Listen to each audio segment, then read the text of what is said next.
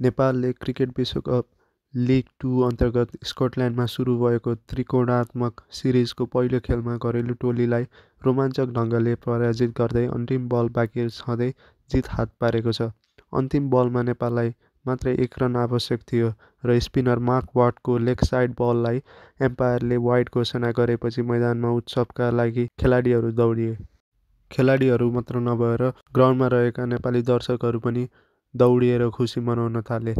297 रनको सफल लक्ष्य पछ्याउनु नेपालको वन-डे इन्टरनेसनल इतिहासमा अहिलेसम्मकै ठूलो रन चेज हो।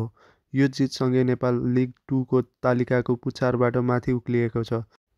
टस हारेर पनि स्कटल्यान्डले खेलमा प्रारम्भिक नियन्त्रण जमाएको देखिएको थियो। चार्ली टियरको 80 रन र फिनले म्याकग्रेथको 55 रनको योगदानले घरेलु टोलीको 50 ओभरमा 296 रनको बलियो स्कोर खडा गरेको थियो। नेपाल 39औं ओभरमा 192 मा 7 विकेटको सङ्कटमा पर्दा पनि कुशल बुर्तेलको 55 रनको इनिङ्सले केही आशा जगाएको थियो।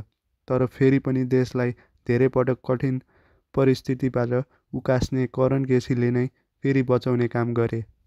नम्बर 9 मा ब्याटिङ गर्न आएका करणले 41 बलमा नट आउट 65 रन बनाए, जसमा 4 छक्का पनि समावेश थियो। 1 ओभरमा 18 रन जोडिएपछि अन्तिम ओभरमा नेपाललाई 7 रन आवश्यक थियो। तर पहिलो बलमै number 10 batsman Sandeep Lamichhane out भएपछि करणसँग अन्तिम जोडी रिजन ढकाल जोडिए। ढकालले स्ट्राइक परिवर्तन गरे र करणलाई अन्तिम 3 बलमा 5 रन चाहिएको अवस्थामा छाडे।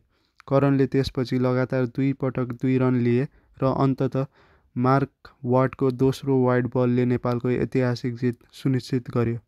यो ट्राई सिरिज बुधबार जारी रहनेछ, जहाँ नेपालले यही मैदानमा नेदरल्यान्ड्ससँग खेल्नेछ।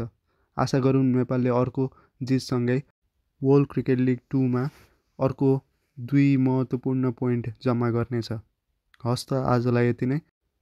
यो कन्टेन्टहरू मन परेको छ भने please cricket in the Himalayas यो युट्युब च्यानललाई सब्सक्राइब गरिदिनु होला।